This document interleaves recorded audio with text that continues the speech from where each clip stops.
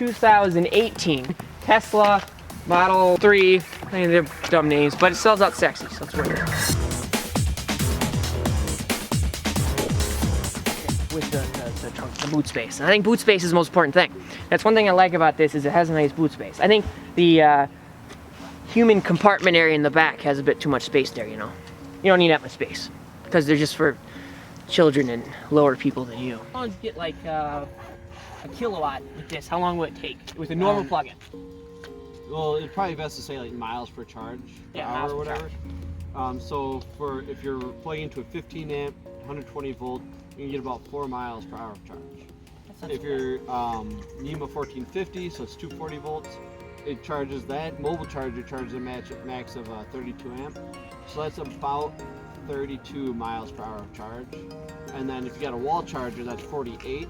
So that's between like 45 and 50 miles. That's not so bad. So you plug into, you're saying like a drier plug-in. Yeah. Then if it's 32 amps, that's the max that thing can handle, and you're getting about 30 to 35 miles per hour. No. That's not bad. It's a full charge in 10 hours. Yeah.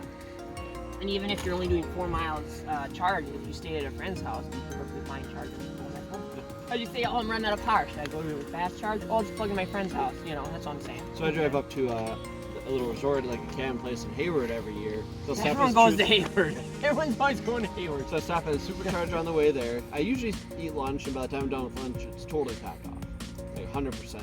So then I drive the rest of the way there, I just plug into a 15 amp outlet, and I can do whatever I want because it's charging 24 hours a day, so I'm basically full by whenever I want to do anything. So stay for like 2 days and be fully charged. The superchargers I make is much more useful. In Wisconsin, it's not so bad at all, even up north. So I drove back from Florida, Orlando, Florida to Madison, Wisconsin, and my brother drove in his minivan. Granted, he had kids, so a few more stops, but it took me an hour longer than it took him. Well, it might take you an hour longer, but at least you weren't a communist when you arrived. The no auto shut thing, and they have an auto shut option for this or no? No, the Model Y, that's a power lift gate on this one. Standard power lift gate? Oh, that's worthless. Because if you want to get going, but I think you can just grab it and shut it. Like for this, you open up, you just slam it shut. Okay, but I don't think it wants to. It doesn't want to. It doesn't click, but it doesn't hurt it. It doesn't want to. That's so I had this car for about 3 weeks, and my nephew, I was showing it to my nephews, and I opened this up, and he goes, wham! It didn't break? No, it didn't. It survived a 3-year-old barbarian child. So I'm not gonna bring up all the panel gaps. I could be an a-hole and say, oh, there's panel gap here, and no, it's not as good even as a Prius, but it's new, it's coming out, it's new things are happening, or I can even complain about that, but I'm not. That doesn't really concern me. This is a 33,000 one that they built. Actually, they probably built right around 33,000 when this one came out. Now they're making 7,000 to 12,000 a week, depending on how many they make in China. So they're probably getting better now. Oh yeah. That doesn't concern me anyways. Like, I don't care about stupid people. I mean, as long as the thing stays together, you know, that's but I do think it's not bad. It's better than GM. It's not like as good as, I'm not gonna lie, my 99 Toyota Celica doesn't make that rattle at all. It's solid. It's a big chunk. It's tin. Oh, I see. Tin. It doesn't do that. Yeah. And it just doesn't. Even, I think the Prius does do that.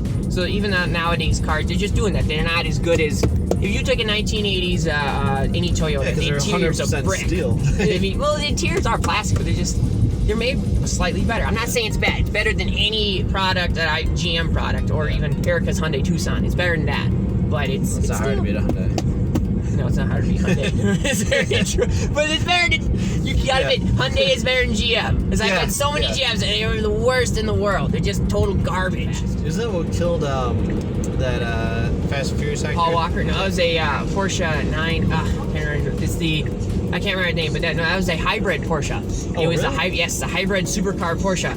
It is technically this day that car is still the fastest accelerating production car 0 to 60.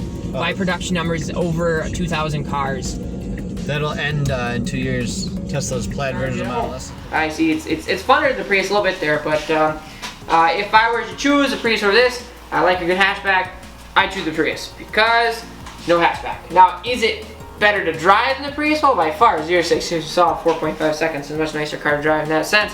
But you would get bored of the acceleration just as you would with the Prius. So make sure it's. What I will say is one of the biggest annoyances I have It locked on me. It's the technology. I hate the technology. I don't like it. I don't like any of that. It serves me not. The whole, you have to push a button to open the door thing. I mean, you go in here. I think the cool part is the whole, it adjusts you to get out easier. That's nice, but the push button thing would drive me crazy, and it's something that can fail. Therefore, no. And I don't like the screen, but if you want a car that will smoke any other car, like say you see a Dodge Charger V8 on the road, this will smoke it, no problem. I mean, easily, because this is 5.4 seconds we did in the rain. If you're not in the rain, I'm sure it's under 5.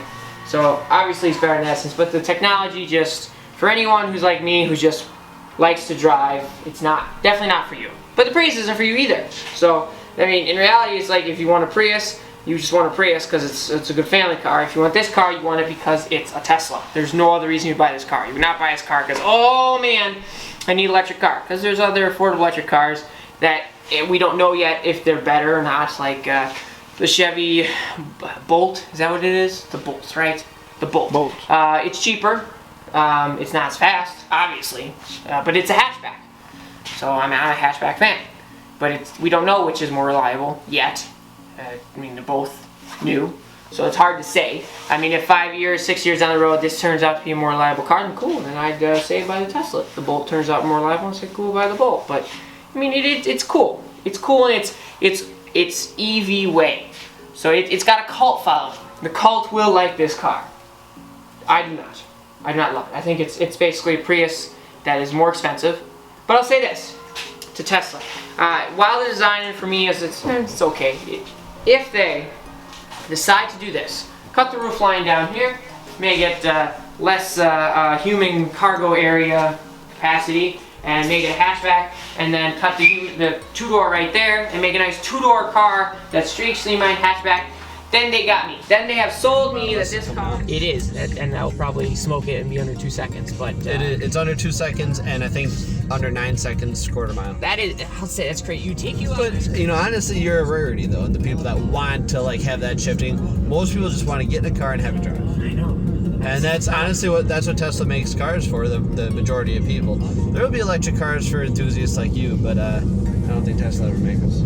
I don't know. There might be, but I don't think they'll ever be in the reach of the average person, you know? So I'll be... I can give it 5 years. I don't know. I hope so, because here's the thing. A lot of people like me, like, we're allowed to be like, oh, we need all this power. People like me don't care. Like, we don't even care. Like, 0-60, as long as it's around 7 seconds, I'm totally fine with that. That is all I need. I'm happy. I don't need anything more than that. So if you gave me 200 horsepower or whatever kilowatt power in an electric motor, I'd be really cool with just, that's fine. I can tolerate that, you know, and then I'm shifting and I'm having a good time. That's all that matters. This isn't the fastest car I've been in, but it's definitely Model 3 Performance would definitely be the fastest.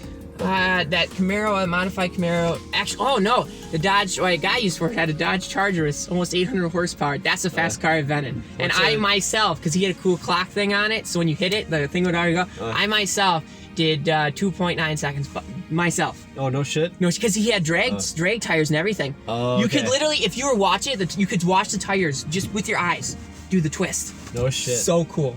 Yeah. Yeah, so the Model 3 Performance is around 3 seconds. So yeah, you'd be a little bit faster than that. Okay. All right, let's do this. All right, so I just push down. Just smack the gas. There's no launch control, so let's go. I love that wine. That wine is cool. And 60. That was quick. I think that's about 6 seconds. You think so? I don't know. That was pretty quick. I've driven for 2 hours with no intervention coming from Chicago. I could have been asleep with the weight on there the whole time for 2 hours straight and never would notice. That is pretty cool. I do like that. Yeah. When you want to like eat while you're driving. Yeah, eat while you're driving. You know, say like you're going to a business meeting and then you just turn it on. I would do that just because. And I do like the smallness of it. You think it's big in all these videos and stuff. It's really not that big. It's nice and small. I like the smallness. And I like because how they manage the size. You got plenty of space everywhere. That is nice. I would get bored of the acceleration thing. It's not a manual, but it's still kind of cool. I mean, I was all skeptical. I think Tesla's do, but it is kind of cool. I'm not gonna lie. It's kind of cool. It's boring looking. I mean, they got to change the styling. They got to make it a little more hip. It's very, this is very millennial. Sleekish. It's sleekish, but it's millennial sleekish. This looks like every other car on the road. It's hard to tell a Tesla Model 3 from something else. It's very hard. The only way you know is if you see the ass end, which is fat. Argument. Brittany's is very cough drop like too. No, hers has a spoiler, Oh, so if this had a spoiler. You can get a spoiler on these. but I've never seen one.